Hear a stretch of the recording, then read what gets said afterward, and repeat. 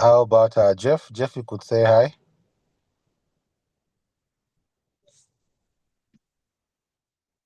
I think his line is joining. Yeah, Okay. he'll join shortly. All right. Hi. All right. So welcome everyone. Sorry about that technical hitch, but we are still on schedule. Nothing is lost. So let's start. Clem, karibu sana. Let's start by just you introducing yourself and your entire family. I'm sure there are many people in Gloryland who may not know who Clem is. Please just go ahead and introduce yourself. Sure. Thank you for this opportunity. Pardon our slight delay. We're trying to sort our technical issues. So my name is Clementine, and we are here together with Jeffrey. And so Jeffrey will just introduce us. Go ahead. Hi, good evening, everyone. Good evening, Jeff. Yeah, how are you? How are you, Arasa? Fine, thank you. Good to hear your voice. Yeah, long time. Karibu sana. Hi, Asante. Yeah, so I'm Jeffrey. Clementine is my wife. We've been married for the last three years. We have 4 children. Majority of them are teenage. Yeah, we met in the same school. We used to go to the same church, Lowland Church, so that's where we met. And so far, so thank the Lord. Yeah, like that's who we are. Thank you so much. Thank you very much. Your network is not very stable, but I know that probably it will just get better as we go by. All right. So now some people might be asking themselves, you guys just you've been married for less than 4 years, but you have 4 kids, and some of them are teenagers. Yeah, how did that miracle happen? Clem, please just tell us about it a little bit. Sure. So we are a blended family actually. So we got married while we already had kids. So both of us came from very different backgrounds, and so by the time we're getting married, Jeff had 3 children, and I had one from a previous marriage. So we can say single and then married again. Yes. Absolutely. Thank you very much. Yeah, for those who've been in Gloryland long enough, you're familiar with the family. Are your children with you there? We can say hi to them. Unfortunately, no. They're all in school. They're teenagers. Most of them are in boarding school and out. Yes. All right. Okay. So thank you so much for coming. And I mean, this is actually the very reason why we have you tonight. So we have a lot of questions that the single family the singles in the church that have and want answered. I know some of them are really difficult. Maybe you may not be able to answer them comprehensively, but I'm hoping that probably at some point, Pastor may give us the biblical aspect of it and what is the church standing in some of those questions. I hope we'll be able to cover the majority of these questions because they are many. So let's go with the first one. All right. So, one, as Adventists, is online dating allowed in the search of a partner? What's your take on that? Wow. Okay. Cool. So so recently I came across some interesting research about how people have been meeting for a long time. I think since Abraham's time to like very recently, people used to meet largely through family and friends. Then over time, schools became a thing, and then some people were now meeting in schools, and then neighbors, and then co-workers. It progressed like that. Did you know that as of the last 4 to 5 years, the most common place for people to meet is online? So I do see how this is a common question because it's becoming more and more common. I think by far 60% of the world is now meeting online. But for an Adventist, what does this mean? So my sense is that the platform used is a matter of personal conviction. Some people are guided by values, and they may not be so concerned by the meeting platform. You met through a friend, you met through online. They feel like as long as the relationship is rooted in faith, it's fine. Other people feel like online platforms are a secular matter and they'd like to stay away from it. And I know of another group that they feel while online is somewhere that they could explore, but they want to go to platforms that are designed for Adventist dating. And they're more cautious to not go to secular dating apps and secular platforms. They stay on the Christian ones. So I see these three schools of thought, and I personally, those are very common. But I think like the most important factor, I found this quote in Adventist Home saying that let every step towards a marriage alliance be prized by 1, modesty, 2, simplicity, 3, sincerity, and 4, an earnest purpose to please God. So as long as a sincere Christian will make no plans that God cannot approve, I think there's very different avenues people could meet. And if your concern is that online is not a place for you, definitely. If you think the Adventist apps are for you, just be convicted that you are pleasing God and God can approve of the entire exercise. Yeah. Thank you very much. And someone may be asking, what is online? It could be Facebook, WhatsApp, what are these chatting apps? TikTok. Right now, TikTok is very common. And I know, I'm sure there are many other dating apps that some of us who are married have no idea that people actually meet in those platforms. Well, that actually brings me to the question. So how did the two of you meet? Okay, I'm not sure how Jeffrey's network is, but let me attempt that. So we met in church. We met in church in person. We did not meet online. So Gloryland in that year or the previous year started a group for singles. It was called Singles and Single Again. So it was mostly for people who had not yet married or had married and it did not work out, so they're not married anymore, or they were widowed. So all manner of singles, which is usually a group for divorced, separated, single from the start, and all of that. So when this group happened, we happened to be both in the group, and that's where we met.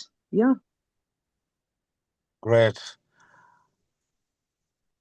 So for singles, another question is about singles with kids who are approaching teenage. And I know your kids are approaching teenage, but this is specifically not for those parents who are still single.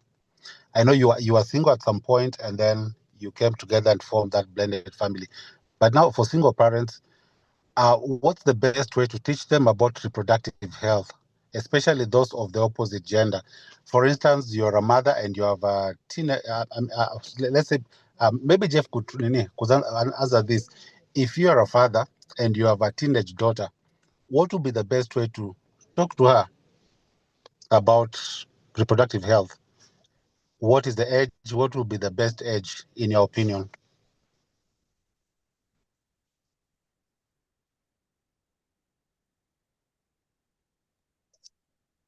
Jeffrey, you're in mute. Hello? Oh, sorry.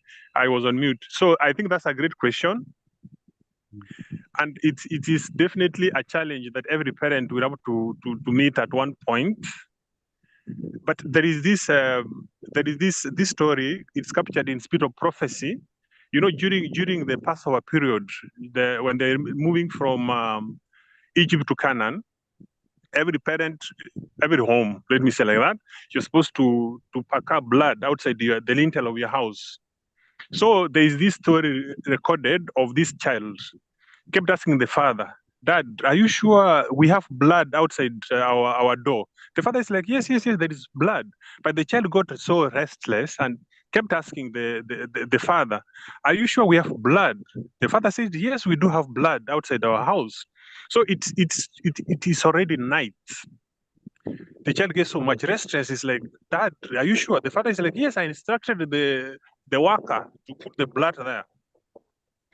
So some minutes, I think, before the angel passed, I think in midnight or something like that, the child is like, "Dad, I want us to go and see if there's blood." So they go outside and there was no blood. The father was busy. The father had instructed the servant to apply the blood that wasn't there. So they had to quickly apply the blood there. So that story is recorded in Spirit of Prophecy somewhere.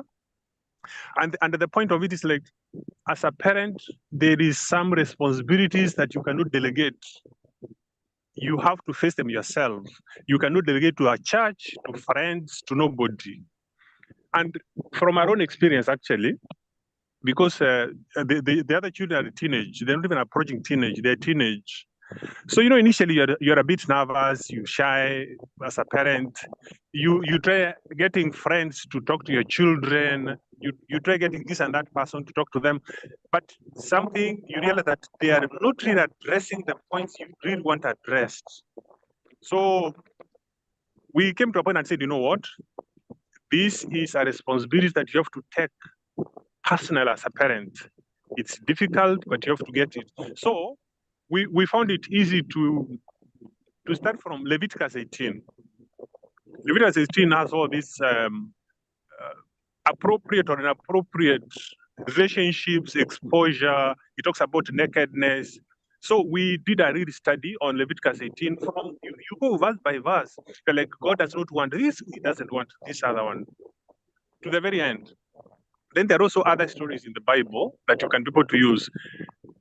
Other books like Adventist Home, Child Guidance, come in handy. They help because in the spirit of prophecy, all these biblical principles are expounded properly. But then, of course, as a parent, it takes courage. You have to love your child, and you have to get the point where you're like, you know what, I have to say what I have to say, and this is the responsibility God has put on you. Yeah. So one thing I can be able to say to a parent like that, it is easy for you to trust that a school, a church, a parent, an aunt, or an uncle somewhere else is going to help. We're told that this is something you have to face up front as a parent. I think that's how I can be able to respond. Thank you very much. I'm sure those who wanted to find that answer, they've been helped at that point.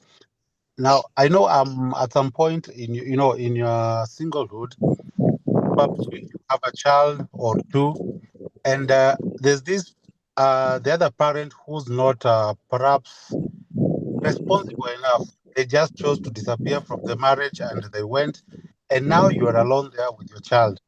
And at a certain point, the other parent wants to come and see the child. How do you go about that?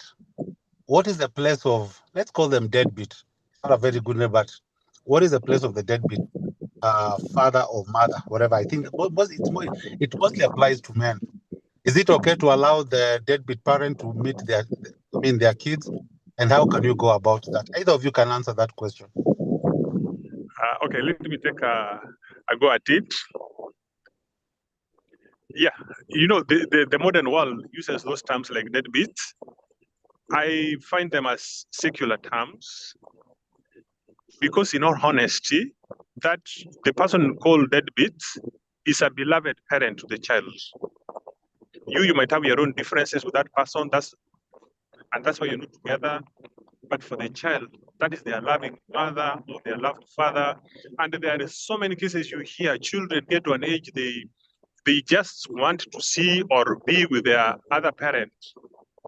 So I think what you have to do as an adult is to be able to separate your differences with the other parent from the child. The child needs the emotional attachment to their parents, to the other parent, such that you have to overcome whatever frustrations you have. You have to create a schedule, create time, whatever it takes. We told and we are here because we are Christians. One of the big aspects of being a Christian is, and I think being a single parent, people start with this a lot. You have to fight that bit of being selfish. You have to, you look at the child. The reason why you don't want the child to meet the other parent is because something about you and the difference between you and the father or the mother of the child. So if you overcome that and love the child, for you, the love of this child is to let them meet the other parent. Yeah, so me personally, I don't know. I find calling someone deadbeat, those are secular terms. Those are, and I've seen children, even my own children, like they love their mother, regardless of the difference we had with her. I've seen many other people can say, oh, that guy was a drunkard, he's like this and that. But for this child, that is someone they adore. Yeah, so, yeah. Thank you. Let me add another question just on top of that. Now, when it comes to legal and advocacy, basically, as a single parent, it means that you're parenting a child. Who decides where does the child go to, either with the mother or the father? Who makes those decisions, and how do you go about that? What are the rights for that single parent, either the father or the mother? Okay, yeah, still responding to that, I think it depends on your situation. There are those that have gone the legal way. Some people go to court, and the court is able to describe what happens to the child in terms of parenting. So probably if I put that aside, because then the court could have really specified what the responsibilities and what timelines or schedules that the other parent has versus the other one. But there are many other cases that people don't go to court. So people have these informal arrangements. Either the child lives with the mother, stays with the mother, does schooling with the mother. During the holidays, they go visit the father, or the other way around. Or the child stays with the father. When the mother has time, they go and visit. So I find everyone is in their own situation. So if you have not been legally bound to a schedule, I have seen, even from my own experience, that you have a schedule. It works. You just agree what works, what doesn't work. It's never straightforward. There is back and forth. Yeah. Thank you very much. Now this one is to Clem. At what point did you introduce Jeff to Tendai? So basically asking, at what point do you decide that now this is the person, and then you go ahead and introduce your child? Okay, let me see. So I think as a principal, my intention was not to introduce various people to the child until you feel like you've made a significant stride. But Jeff was going to the same church as us, so he probably knew Jeff already informally. But I guess the question you're asking is that point where you tell them like this is now official. I think I just stayed in touch with the child's curiosity. Children nowadays are curious and smart, and I was just answering age appropriate and timely questions. So I more leaned towards that direction instead of proactively doing introductions. I leaned through their questions. And even Kinawili, the rest of the children, the moment they're asking questions, what's up with you guys? What's going on? Are you guys going to get married? So we led with the children's questions. Yeah. Okay. So what if they never ask? Well, our experience, our children are quite bold. They ask very hard questions. And so I think they asked probably under 3 months of staying together. They're like, hey, with this, what are you?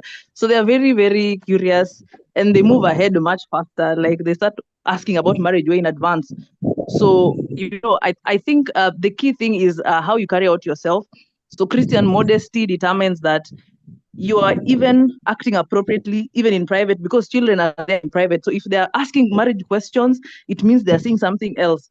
So I guess if at that point your head was not in that direction, you already demonstrated to a child something that is off track. So I guess like as a general guidance, children see everything, know a lot, and you lead by precept and example. So without you ever saying it's official, they'll see whether it is or not. And then when that ends, they'll be like, but I thought that was working. It means the way you are carrying out yourself was either in a casual manner or in a committed manner, or so on and so forth. Yeah. Thank you very much. Thank you. We are, for those who've just joined it, for those who've just joined or come into, the meeting, we are discussing about single parents and parenting, and basically the place of single parents in the church. So let me just add another question on top of that. What are those important factors that you consider when it comes to dating as a single parent?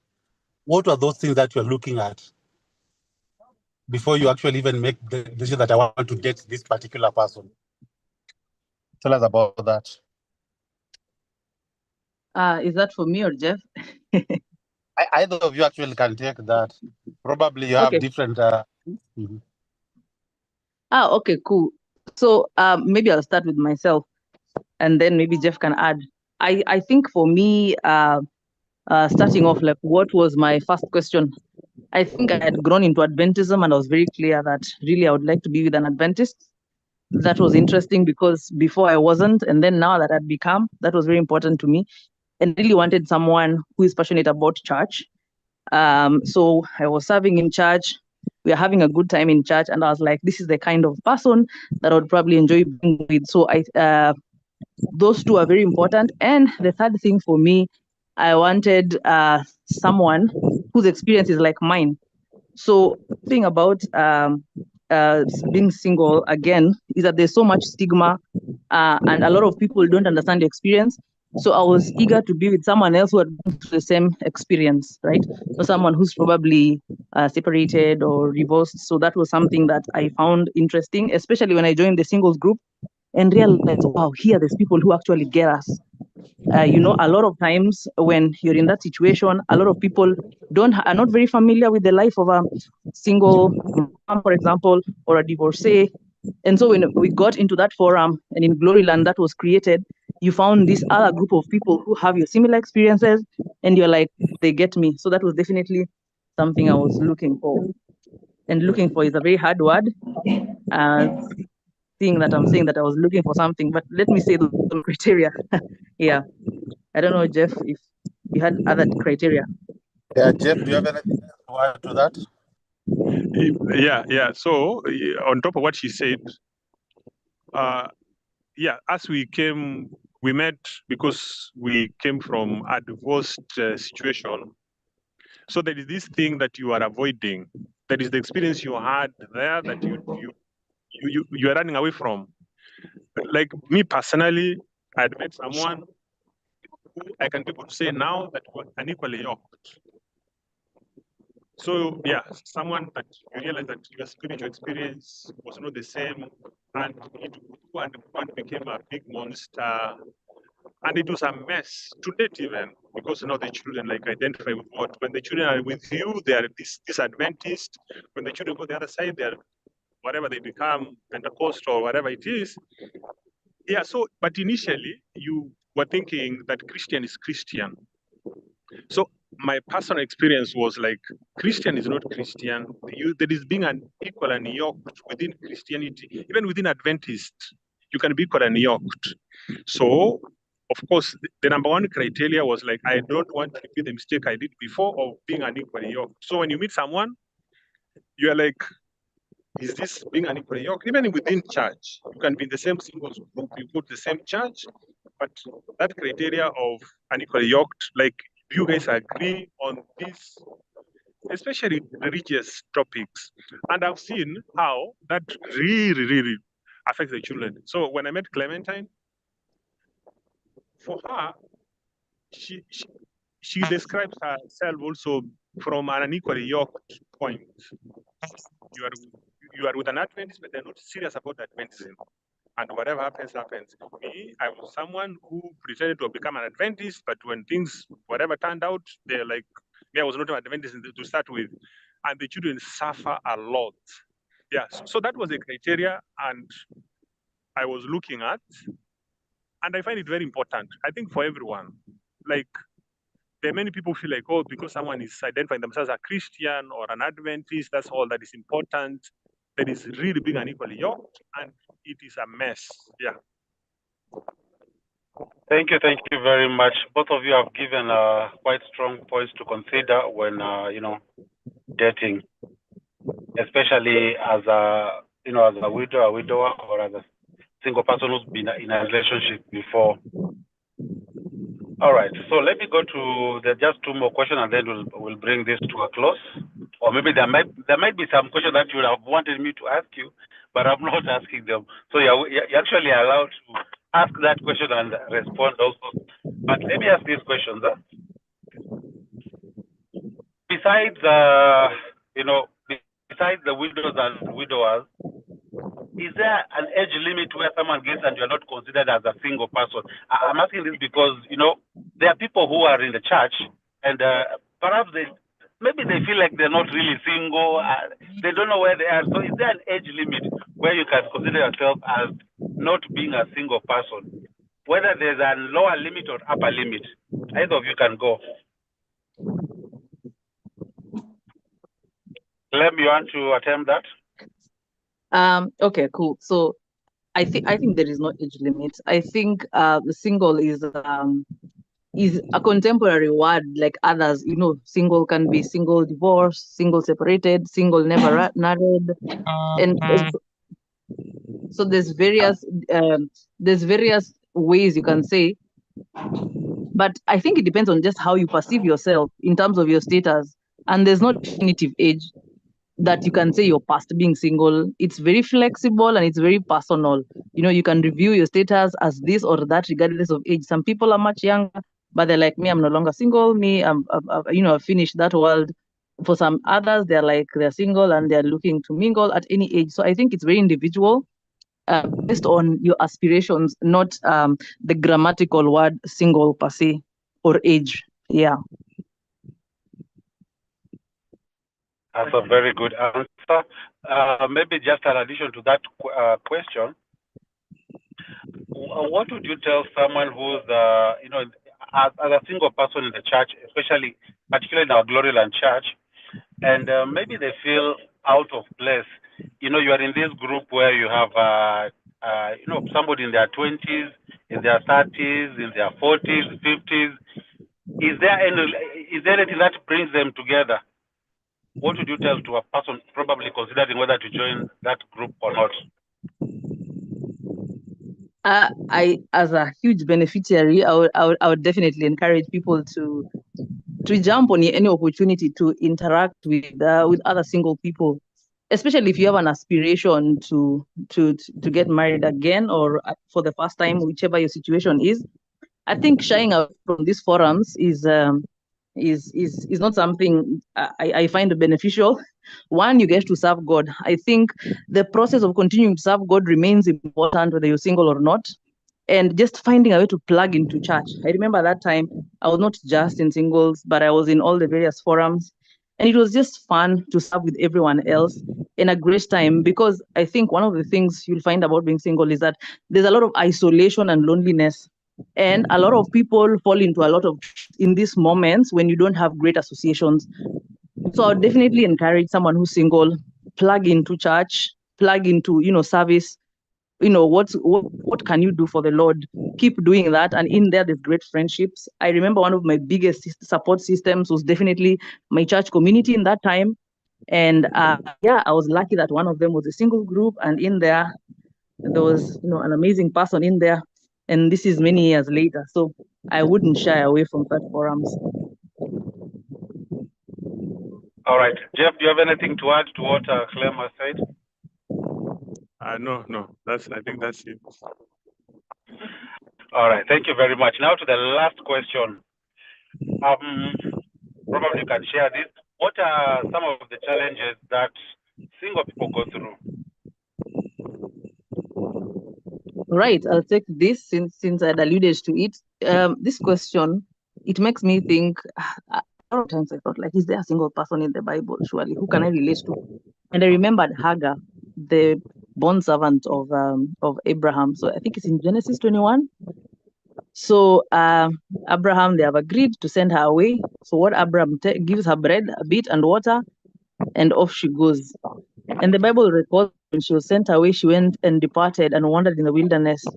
And then her water was spent, and she cast her child on the shrubs. And you go on to see that she's alone in the wilderness. She's run out of resources in terms of food and drink.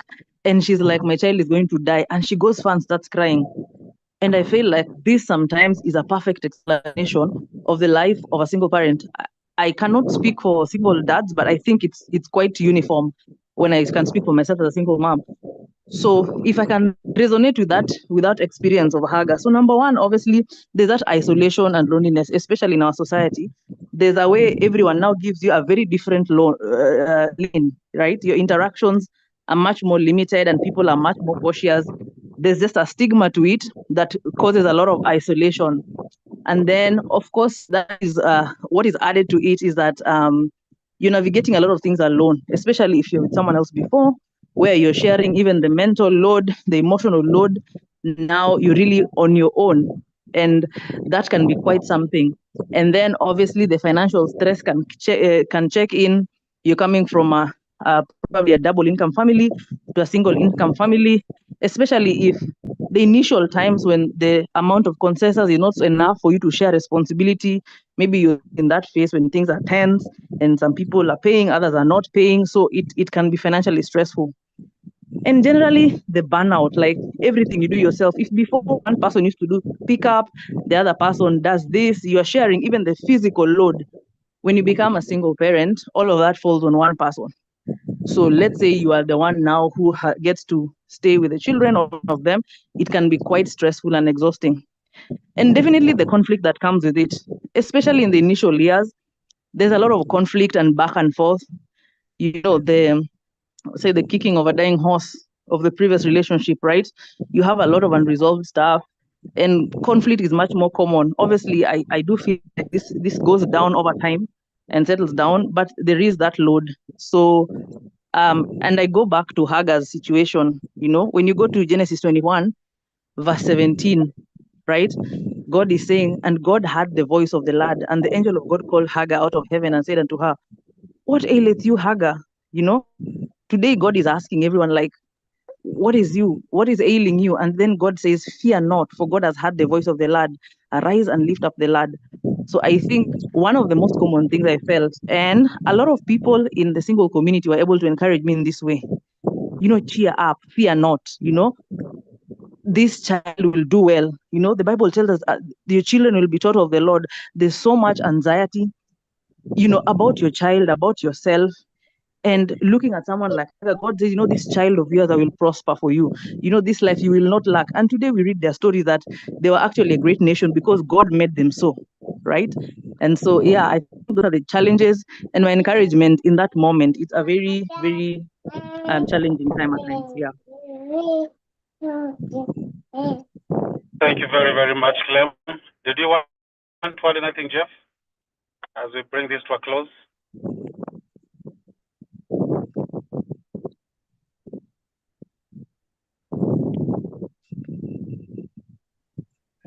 Jeff, I don't know whether we still have.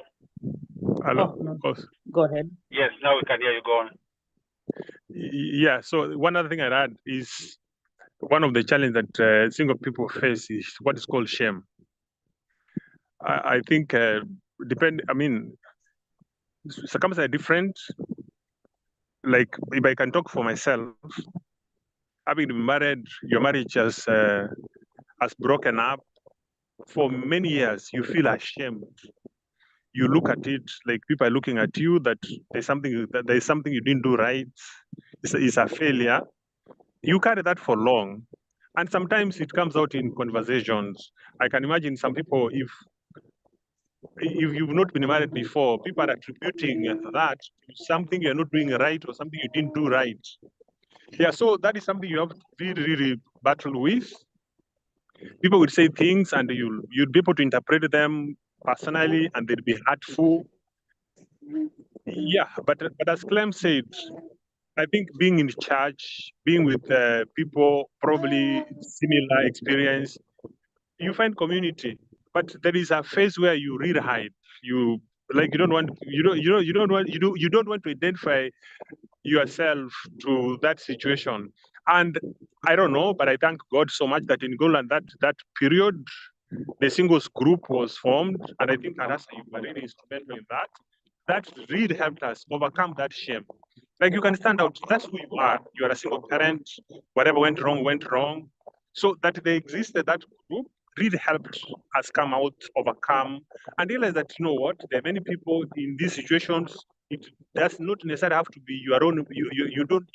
It's not necessary that you put yourself in that situation. Like, people are single for various reasons. Yeah. So even as a church, I think Arasa, to think about, people will come to church, they're dressed well, they're speaking like this, but there's a shame. Someone is feeling ashamed. There's an embarrassment to it, being single. Yeah, but anyway, yeah, that's one of the big challenges I can actually really say personally, and I've had many people say that shame thing, whether you have not married before or you divorced or whatever, like what's the situation with your children, what happened, like some of those things you don't even want people to ask you. Thank you very much, Jeff and Clementine. I can assure you've been such a blessing to the Gloryland Church community. Whether the members are single or they are married in their relationship, because singlehood is a stage. It's a place where you do not apply to be. And like now, the church may have 20, 30 singles. At the end of the year, there'll be probably 2, 3, 4, because some of them have married and they are no longer in that community. And you might be married right now and find yourself in the same space. And that is why this is a very, very important topic to be discussed in church. I can assure you as a church that we will continue with this discussion. We will make sure that before the end of the year, we have several sessions where we actually talk about this phase of our life. So thank you so much, Jeff and Clem, for giving, at least coming to talk about your situation and telling us, opening yourself to basically to us being vulnerable and sharing your first-hand experience. God bless you. Thank you so much. And I'll now pass the program back to the elder on duty. Thank you. Yes, we want to thank you, Jeff and Clementine, for the wonderful presentation that we have had, and I'm sure that we have learned a lot from it. I now want to call our speaker to come and speak, but before that, I want to pray. Dear Father, thank you for this moment and thank you for everything. Thank you because you have been with us and so far we are learning. I want to pray that as the speaker comes, you may touch him so that we may hear you, Lord, and hear you twice, for you have prayed in Jesus' name. Yes, our speaker is Pastor Ken Baraza. Karibu sana, you speak to us.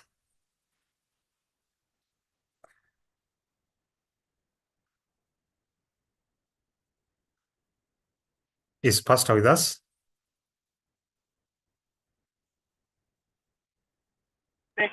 Let me look for him. I thought I saw him inside here. Hello, can you hear me? Yes, we can hear you. Oh, we were getting worried, Pastor. But all right. I've been listening to you guys speak, and it was very nice just listening to you become a little bit vulnerable, those who did contribute. Am I clear now? Clear and audible. Yes, Thank you so are. much. Thank you so much. Tonight, the topic has been on singleness and singlehood. And before I get into that, there were some questions that have been dropped in my wall. The first was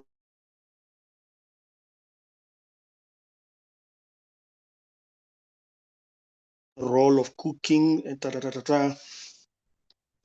me just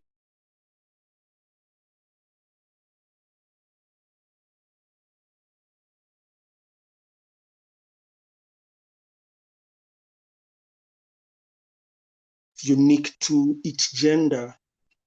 I use an example. For example, a man can't breastfeed a child because it is what it is. She has the capacity to do that. And then psychologically, men are logical, so they take on one. And while women can multitask, so the nurturing component that do certain roles, but they should not be made into rights. they should be appreciated.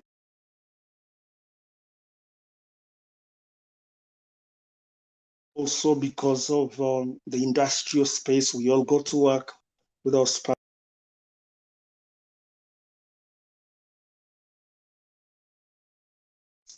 So those roles can be redefined, and especially when children that are faced when children are still young, it needs both of us to be engaged. You're engaged with your child, whether your son or your daughter. You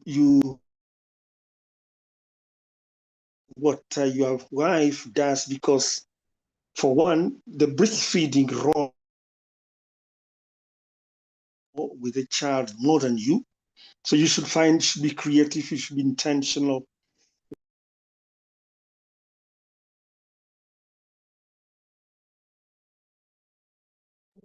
Pastor, you're muted. Muted?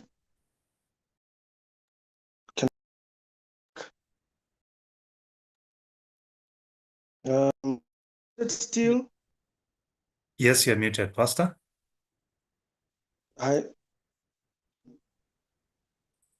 Can you hear me? You keep on muting and unmuting. Can you hear me now? Yes, we can hear you. All right. So I was just saying that when it comes to the place of a dad in validating the daughter into an independent woman in her own right, and then giving a template to the son on how to become a man and conquer the world. These are roles that are not replaceable. And so if you are kind of absent, the injury is very visible. So that would be off the hook response to those roles. It's just to appreciate that because of gender, culture has tended to celebrate those individual capacities or abilities. They are not rights. They are predispositions that need to be celebrated, need to be appreciated. The other question was with if Elisha can read the second question you had there. Can you see it? I could take a second one before I get into devotion. All right, let me just get it. Yes.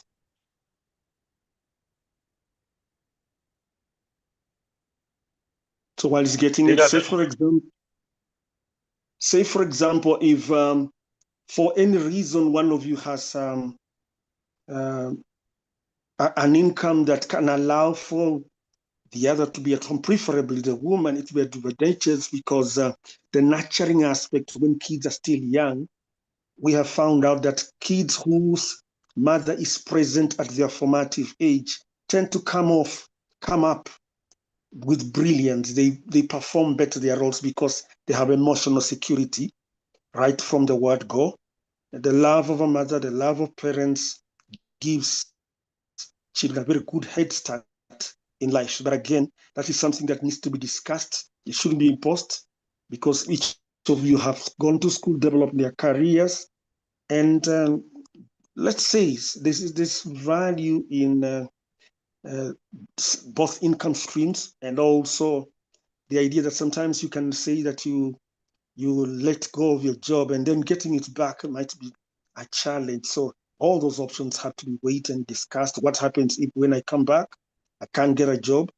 Will I do business? Will I have the capital? You know, those kind of questions need to be explored. But also, again, we are moving into another age where we are working from a virtual space. So again, that's another conversation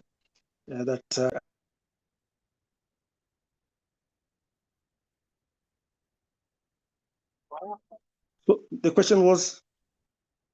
The question is, do you need consent for sex in marriage?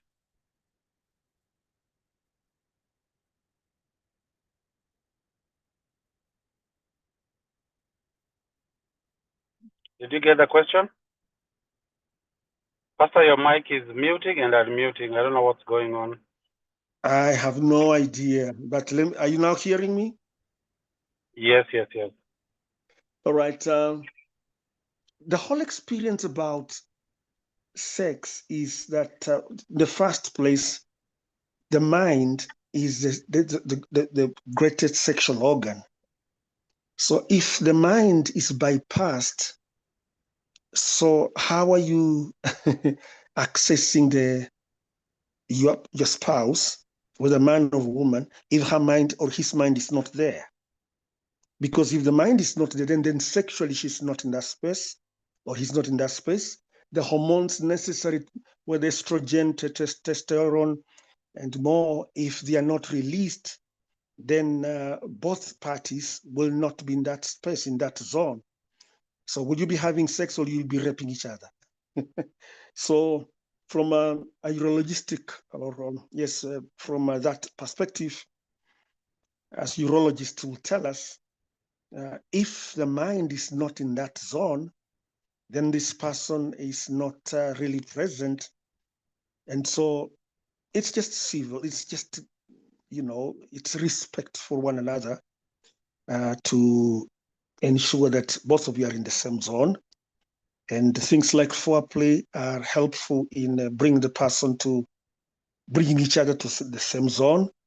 And again, many people think that sex is so much about penetration. I'm here to also let you know that sex does not begin with penetration. Sex begins with everything that you're thinking together at that hour.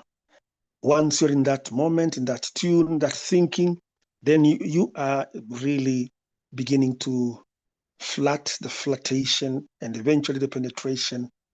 That's the clinical side of things when you're finishing off the whole moment and the mood of sex. But if you look at sex simply as penetration, that's when this question becomes something to ask. But from what I'm saying, sex is not simply a physical act of penetration, it's much more than that. So that's why on Sabbath afternoon I said there's a bit of skill that we need to cultivate among our members, so that the outside world seems to be making sex look like they have better sex than we have.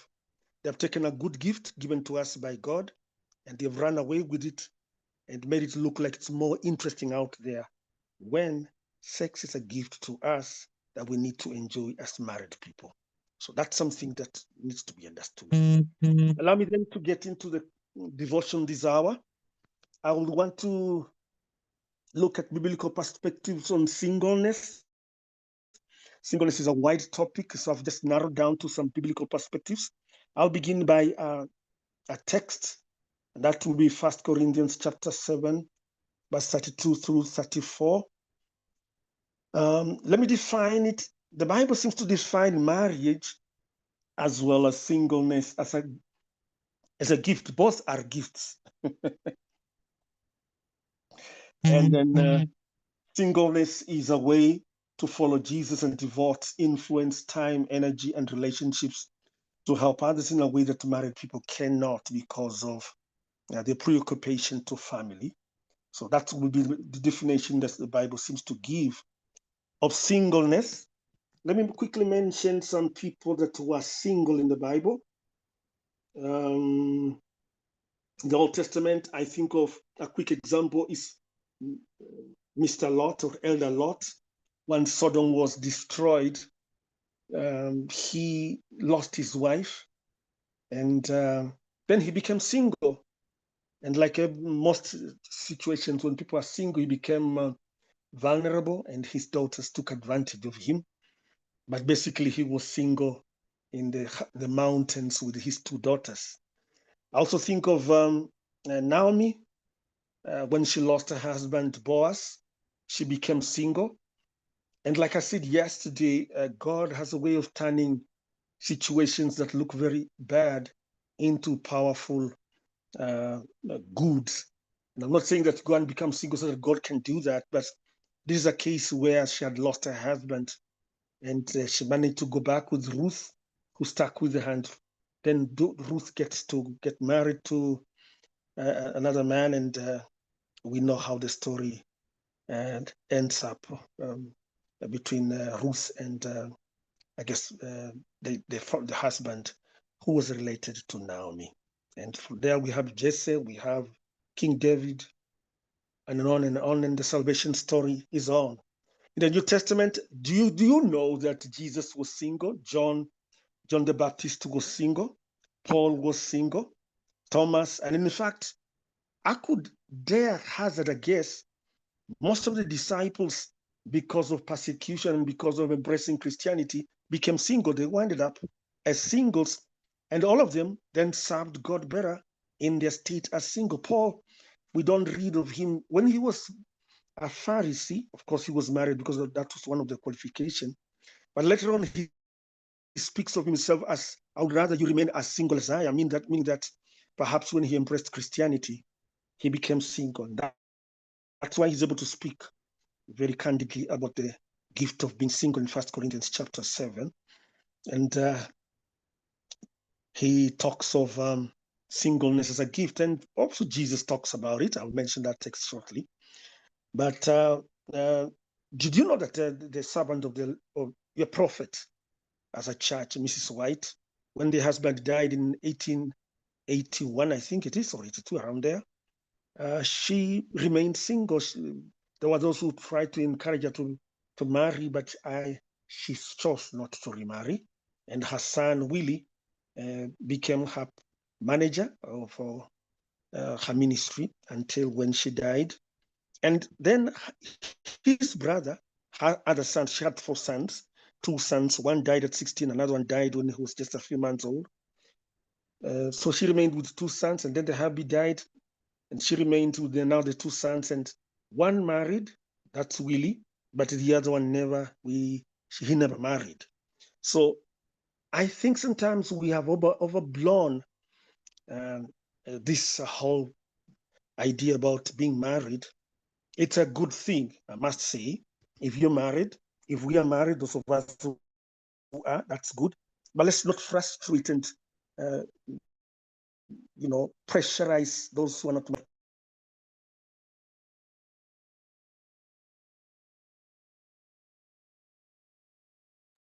Pastor, you're muted again. Sorry, am I now on back? Yes. Can you hear me now? Yes, I can hear. So let it not really disturb those who are unmarried. Now, let me now turn back to stages of marriage. There are 2 basically. There are singleness rather, singleness because of stages, and then there is circumstantial singleness. Now, stage singleness is when the unmarried person has not yet settled down. To that extent, we were all single before we married. When you came of age in different communities and jurisdictions, by law, somebody like in Kenya above 18, if they got married, your daughter or your son, you may not, by law, they are allowed to be married. But by World Health Standards, World Health Organization, their teenaging ends at around averagely 25. So somebody marrying before 25, again, is problematic because they're still developing psychologically to become independent and able to make rational decisions that involve others. So anyone marrying in this day and age, unlike our parents who married a bit early, if you marry below, especially for the girls below 18, they are below 25, they are not really ready. And for the man, then it's assumed that he should be older to be able to offer that leadership role to the woman. So that's the stage. And again, eventually, when life goes on, one of us will remain single as the other one exits from life thanks to death. So again, we'll go back to singleness, assuming it's by age. Then men most likely will go first, but sometimes things happen, so anyone can leave first, and then again you remain single. Especially when you're above a certain age, you may want to remarry, but there are many challenges anyway because of the age at which you have arrived. Circumstantial singleness are when factors conspire to make us become single, like divorce, death. Mainly those ones are the ones. I'll also mention that when someone is away from you, working in like New York, London, wherever, for 1 to 3 years, until Trump came around the other day, for all intents and purposes, those guys are single. They may be married by paper, but really, arguably, in my view, they're single because they're not there for each other. They don't meet frequently. Sending money, talking to each other by phone for a period of 2, 3, 4, 5 years. I've seen that. Really, those are not married people. From where I sit, they are single. They're just good friends. Now, let me go to 4 things God says about singleness. Number 1, it's a gift from God. Now, Oscar Wilde said celibacy is the only non-sexual perversion. And the Rabbi Eliezer said, any man who has no wife is not a proper person. You can see the attitudes that went on. I'll say it's astonishing that the New Testament speaks about this singleness as a gift. When you look at 1 Corinthians chapter 7, verses 7, I'll say that single people shouldn't be made to think that they are spare parts of the family. I want you to notice that singleness is a gift, not because someone has certain inherent abilities, like they are born like that, or they have certain competencies, but it's the state itself that is referred to as being single, just like being married as a state is also a gift. And number 2 is that singleness has advantages. There are about 2 of them. 1, singles are spared the troubles of marriage. And if we are honest, we come to church, we appear in public sometimes as happy people. We talk, laugh, share moments together.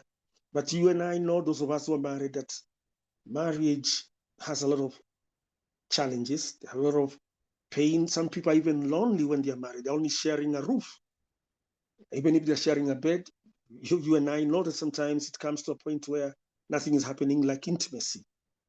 So marriage, the Bible does indicate that a man who is married spends more of his time thinking and investing in how to make his wife happy.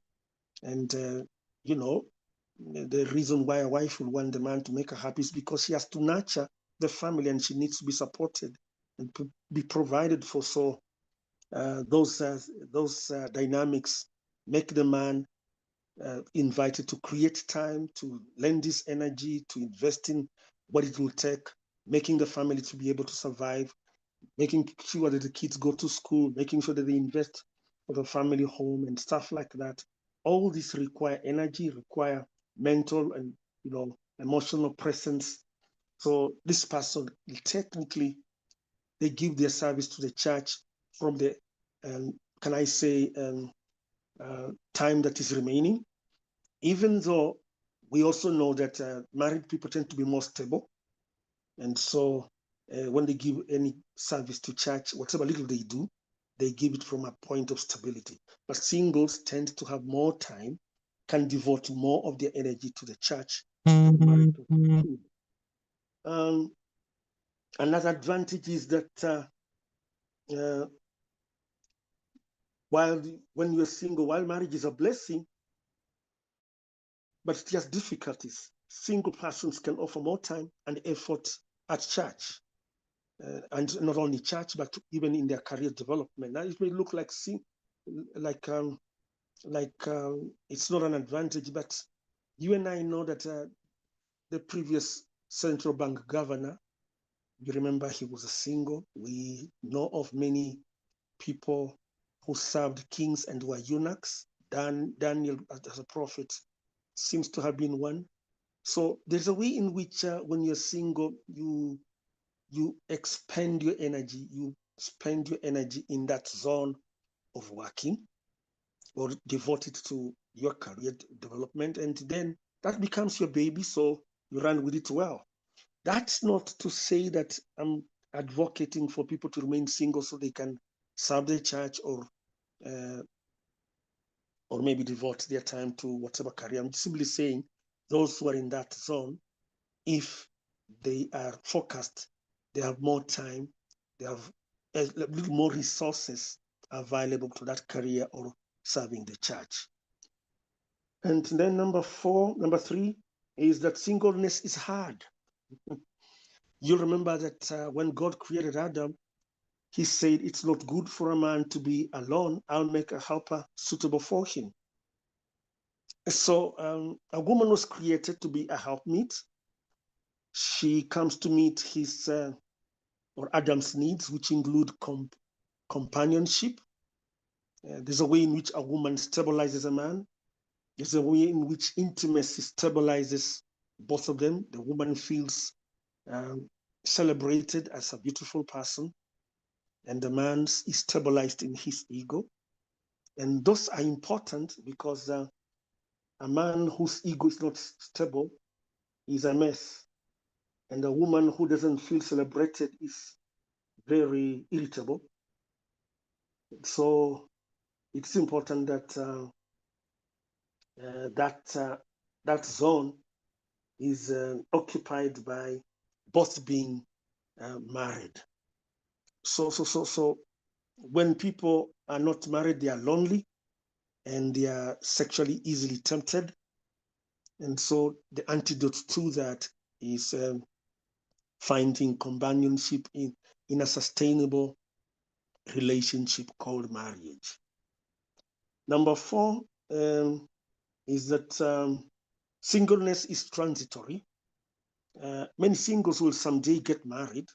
I guess all our children, as they're coming up, my children down there teenaging, when they go to college, the next thing you will hear of them is they'll naturally begin to be involved in relationships. I'm sure those of you who are in my stage with teenaging kids, you know that the next big stage after college or something like that is that they will want to settle down and then they'll be married. But again, there'll be enough people who are marrying late because of career development. Some people are marrying as late as in their 50s, 40s, because they are developing their career. They didn't have support of their family, so they work as they make that, they make resources for development of their career. They don't want to be distracted. And I've seen quite a number of them. Nairobi has become full of such people, even in our church. It's a very prevalent phenomena also in the West. And then again, people lately are marrying not so much because of children, but rather because of companionship. So sometimes it's good to know, maybe because of past injuries or challenges that one has had, they feel inadequate in being a parent. So some opt to adopting a child, and then they're able to simply bring up this baby as a single with a baby. Others could marry, not choose to have natural babies, but they will adopt children. Those are obtaining dynamics that we are watching. Again, they're subject to a bit of a study to see how those outcomes will be. But quite a number of people are staying single, let alone the religious ones, like celibates in some of these religious organizations like the Catholic Church, and on and on in the Buddhist community, where we also have those kind of arrangements. And then number four, I think that was number four. I've already mentioned that singleness is a transitory. But that said, I need to mention that even though some people stay single, at the end, we will all be single and be married to Jesus Christ as our bride groom, and he will be the husband of the church, and so we will marry him. And I need to say, like Revelation chapter 7 and 17 and 19 verses 7 says, we will all be married to our Lord Jesus, and so let us rejoice, hopefully, and be glad and give glory to him, for the wedding of the Lamb will be coming when Jesus returns. Now, let me mention a few things about coping, a final word.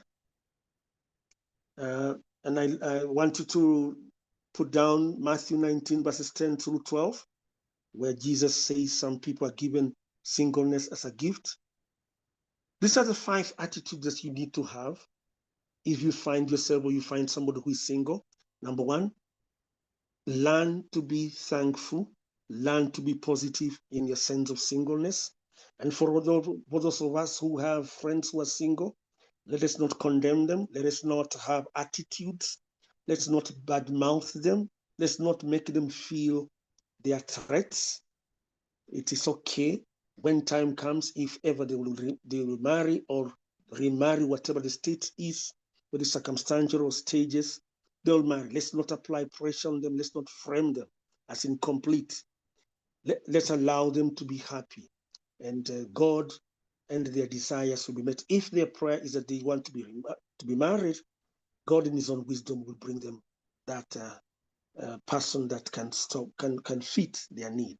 Number 2, remain godly. Do everything that you can to remain godly.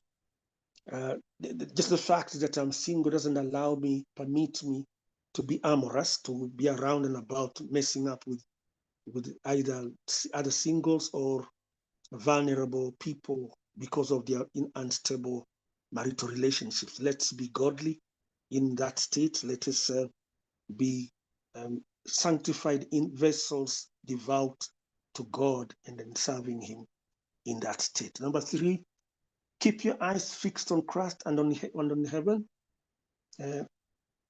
That has a psychological and spiritual fulfillment. When you expend yourself and invest yourself, you're not idle. You spend your energy in a positive thing that you do. Temptations lessen. But when you idle and begin focusing on your state that you're single, that makes you vulnerable, and you can easily fall into all kinds of temptations. So fix your eyes on Jesus, whether you want to remain single by choice or you want to be married. Let Him be your help in that state. And then also remember that when this is all over, Jesus said that we will all be angels in heaven. So this is a transitory, marriage is a transitory instrument, an equipment that God is using to help us learn how Christ loves the church. Marriage is a school, a sanctifying institution that helps us to grow in the graces that we need to have as Christians. It's like a laboratory. So if we are smart enough and we allow the Spirit of God to use our spouses, then we grow in the graces that we never have. It calls for a lot of growth. And so singleness might deprive us of that, but yet if we are very close to Jesus, then that will happen. Number 4, don't think of singleness as a second best. No, it is a gift just like marriage is. So celebrate it and use it as a resource space to do things and to bless humanity. And then remember, and lastly, that the church as a family is your family. And unfortunately, sometimes the church becomes a place where people can really gossip, and that's regrettable. But really, folks, let's be aware that as a church, as members of the church, assuming that we all have the same desire of meeting our Lord Jesus Christ, those with you who are in church are going to be your members in eternity, much more than those you are born with, whether a brother or a sister, because unless they are also Christians and committed to Jesus, then the time you have with them here on earth is all they have. When you move into eternity, you'll move into eternity with brothers and sisters in Jesus Christ. So let us learn to live that life with them here, because it is character and ourselves that we will take to the next life. And so church is really the family that you have. I beg to leave it at that. I want to invite us for a prayer and allow for concluding maybe announcements. So let's pray. Heavenly Father, I want to thank you so much tonight for the very productive conversations we have had for about the last 1 hour. And we have spent a little bit of time sharing our experiences and counseling with one another. We have also learned from your counsel how we should relate to this whole idea, whole phenomena of being singles. Give us the grace, those of us who are single, those of us who are married, help us to count it a privilege, as a gift to be in that state. And may we relate as brothers and sisters, whichever way we find ourselves. Give us the grace to overcome temptations that may come our way. Bless one, bless us all. I ask in Jesus' name. Amen. Amen. Amen, Pastor. We thank you because of the timely message that you have brought about singlehood. And indeed, we have learned that singlehood is a gift. That's the way marriage is a gift. And we thank God, and we pray that He may continue using you this week so that we may learn more and more from the feet of Jesus through you. I have two announcements. One, this week of the Family Life Week will end with a dinner that will be on Sabbath in the evening. And we are praying that all of us will get prepared towards that. There's a poster that is being put in all our WhatsApp group. I pray that we may look at it and we may prepare towards that.